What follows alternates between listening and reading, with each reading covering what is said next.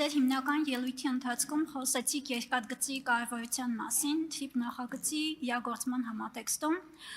եւ ցանկանում եմ իմանալ, թե ռուսական կողմի հետ մենք բանակցությունների ինչ փուլում ենք եւ ժամկետներ ունենք ֆիքսած, թե երբ կլուծվի տվյալ հարցը,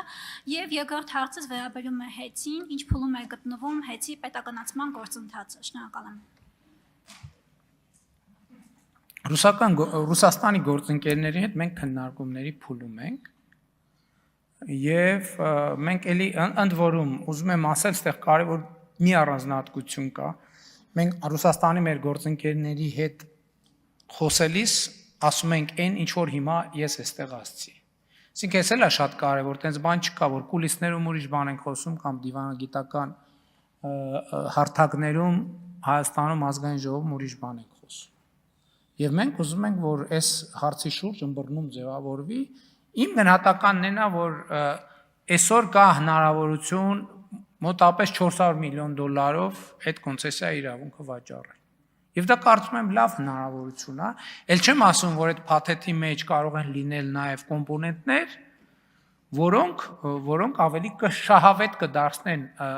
Ռուսաստանի Դաշնության շահերի սպասարկումը սպասարկման տեսակետից ավելի բարենպաստ միջավայր կձևավորեն։ Եվ մենք խնդրում ենք, ուզում ենք, կոչ ենք անում, որ մենք գնանք այդ ճանապարհով։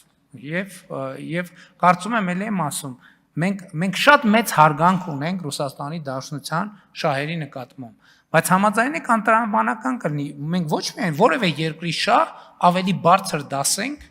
քան մեր երկրի շահերն են։ Ստեղ ամբողջ խնդիրը։ Եվ մենք այստեղ թափանցիկ ենք եւ որևէ, այսպես ասած, մութ անկյուն մեր մտքում չկա։ Ինչ վերաբերվում է հեծի հետ կապված process-ներին, բնականon ընթացքի մեջ է եւ ելի ուզում եմ ասել, որն է հեծի հետ կապված մեր պլան Ան։ Մեր պլան Ան հետեւյալն է, որ հեծը պետք է լինի պետական սեփականություն եւ մենք թափանցիկ մրցակցային միջազգային մրցույթով պետք է ոլորտի top կառավարիչներից մեկին կամ կոնսորցիումին ներգրավենք հեծի կառավարման գործում։